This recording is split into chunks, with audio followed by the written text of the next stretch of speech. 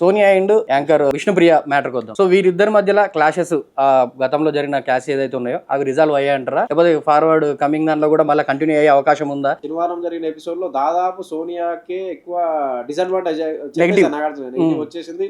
ఆ నెగిటివ్ వచ్చిన విషయాన్ని చాలా సున్నితంగా చెప్పేశారు.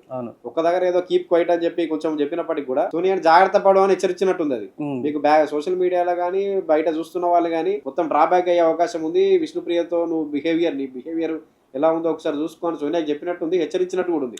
సో ఇప్పుడు మండే నామినేషన్ లో ఇప్పుడు అంటే దాదాపు వాళ్ళని క్లారిఫై చేసినట్టే ఇద్దరిని సెట్ చేసి సోనియా విష్ణుప్రియ దగ్గర ఇలా ఉందని చెప్పి నాగార్జున దాదాపు వాళ్ళ మధ్య సయోధ్య కుదిర్చినట్టు.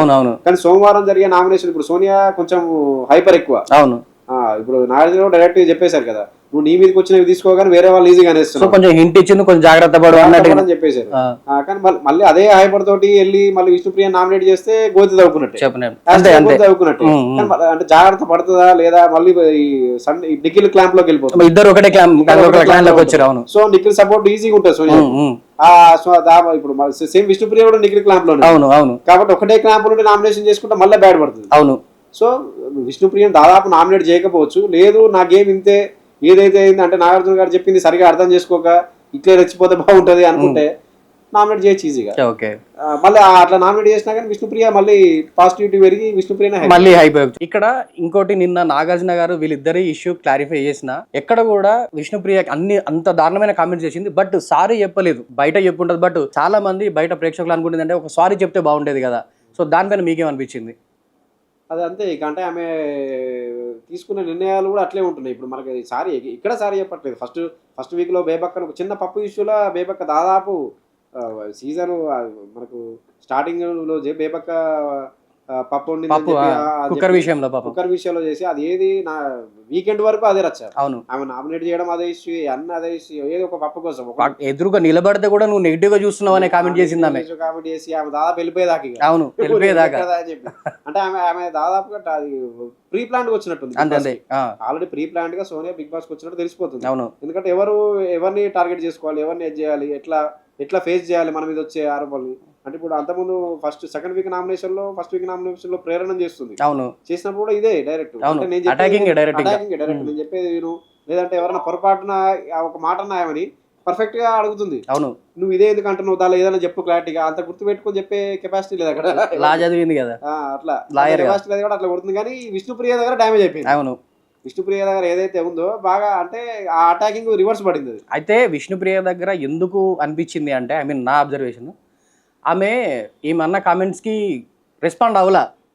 మేబీ రెస్పాండ్ అయి ఉంటే ఖచ్చితంగా ఆ ఆర్గ్యుమెంట్ నెక్స్ట్ లెవెల్కి వెళ్ళేది. ఆ విషయంలో విష్ణుప్రియకి చాలా ప్లస్ అయింది. మళ్ళీ ఫస్ట్ విష్ణుప్రియ వచ్చి కన్విన్స్ చేయడానికి ప్రయత్నించింది. అవును, కన్విన్స్ చేయడానికి ప్రయత్నించినప్పుడు కూడా ఈమె అడల్టరేటెడ్ అనడం, అవును, ఆ తర్వాత అదనడం, మళ్ళీ ఒకరిదొకరు వేయడం, మళ్ళీ నామినేషన్ లో కూడా ఈమెను విష్ణుప్రియను కామెంట్స్ చేయడం, విష్ణుప్రియ అది చేసిన ఇప్పుడు పేరెంట్స్ లేరని చెప్పి కూడా దారుణమైన కామెంట్స్ చేయడం. నాగార్జున గారి దగ్గర తెలిసిపోతుంది ఒక అంటే తెలియని పర్సన్ లాగా విష్ణుప్రియ ఏదో ఒకటి మాట్లాడుతారు, చిన్నపిల్ల మనస్తత్వం, లేకపోతే ఎక్కువ మాట్లాడిన ఉత్సాహంతో అట్లా మాట్లాడే మనస్తత్వం ఉందని చెప్పి క్లియర్ కట్ గా మనకు శనివారం నాడు ఎపిసోడ్ లో విష్ణుప్రియ మెంటాలిటీని నాగార్జున గారు ప్రజెంట్ చేసే ప్రయత్నం చేశారు, క్లియర్ చేశారు. కానీ సోనియా అది బయటపడట్లేదు ఇంకా పూర్తిగా. అంటే గ్రడ్జ్ పెట్టుకుని ఉంటుందా, మండే నామినేషన్స్ లో మళ్ళా స్టార్ట్ చేస్తుందా, లేకపోతే ఇప్పుడు ఇద్దరు సేమ్ క్లాన్ ఉంటారు నిఖిల్ క్లాన్ లో, ఎట్లా సోనియా చెప్పినట్టు నిఖిల్ వింటాడు. ఎందుకంటే ఇప్పుడు 2 వీక్స్ ఫ్రెండ్షిప్ పెద్దోడు కదా కాబట్టి మనకి ఇది కంటిన్యూ చేయొచ్చు. ఇప్పుడు దాన్ని మళ్ళీ నామినేషన్స్ వచ్చేసరికి అంటే మండే నామినేషన్స్ ఎట్లుంటే కూడా తెలియదు. సేమ్ క్లాన్స్ వాళ్ళు చేసుకోవద్దంటే సేఫ్ అయిపోతారు. అవును, సేమ్ క్లాన్స్ అంటే ఇద్దరు ఒకటే క్లాన్స్ ఉంటారు. అవును, ఓకే. ఇప్పుడు కొత్తగా చీఫ్ అభయ్ అయ్యాడు. సో ఆయన పైన మీ ఒపీనియన్? అభయ్ దగ్గర కూడా మనకి ఇక్కడ 2 నాలుకల దూరం కనబడుతుంది. ఎట్లా అంటే ఇష్మి క్లాన్ ఉన్నంత సేపు అసలు ఆయన ఇప్పుడు మనకు ఆయన సపోర్ట్ చేసిన వాళ్ళు కూడా శనివారం ఎపిసోడ్ లో ఆయన సపోర్ట్ చేస్తూ మిల్క్ పోస్తారు. అవునవును, ఆయన అందరితో మింగిల్ అవుతారు, అదైతే అందరితో మింగిల్ ఎక్కడ లేదు. ఆయన ఎక్కడ కనిపించలేదు, నాకు అదే షాకింగ్ అనిపించింది. అసలు అందరితో మింగిల్ ఎక్కడ ఉంది, అందరితో మింగిల్ లేదు. ఆయన క్లాన్స్ మెంబర్స్ వరకు ఆయన మింగిల్ ఉన్నాడు. ఆయన క్లాన్స్ మెంబర్స్ వరకు మింగిల్ ఉన్నాడు. వాళ్ళ దగ్గర నుంచి పొగడతల పడిపోయే మనస్తత్వం ఉంది. మళ్ళీ అవును అన్న నువ్వు లేస్తున్నావు, అన్న లేస్తున్నావు, బేసిక్ ఏంటంటే మణికంట గీయడం అనేది బాగుంటుండే. నేను కూడా అదే అనుకున్నాను. ఇప్పుడు అభయ్ అనేటువంటి ఆల్రెడీ స్ట్రాంగ్ పర్సన్, మెంటల్ గా స్ట్రాంగ్, ఫిజికల్ గా స్ట్రాంగ్. కానీ ఒక మెంటల్ గా స్ట్రాంగ్ లేని పర్సన్ ఒక 2 వారాల్లో ఇంత స్ట్రాంగ్ అయ్యి ఇద్దరే ఉన్న క్లాన్ మెంబర్స్ వల్ల మళ్ళీ ప్రైజ్ మనీ గెలిచి అంత గెలుచుకొని అంత గెలవడం అంటే ప్రూవ్ చేసుకోవడానికి కూడా ఛాన్స్ ఉంటుండే, టైటిల్ కొట్టడానికి కూడా ఛాన్స్ అవకాశం ఉంటుండే. అవును అవును అంటే ఆయన ఇప్పుడు బిగ్ బాస్ షో అనేది దాదాపుగా మనం ఎంత ఓపికగా ఉంటాం, ఆడియన్స్ నువ్వు ఎట్లా ఓపికగా ఉంటే ఎట్లా గెలుచుకుంటాం అని కదా, అది ఆల్రెడీ సగం సక్సెస్ అయిపోయింది మనకంట. అవునవును. అంటే అక్కడికి మనస్తత్వానికి లోపలికి వచ్చిన దానికి ఆయన చాలా డిఫరెన్స్ ఉంది, చాలా డిఫరెంట్ గా చెప్పేసుకున్నాడు కూడా.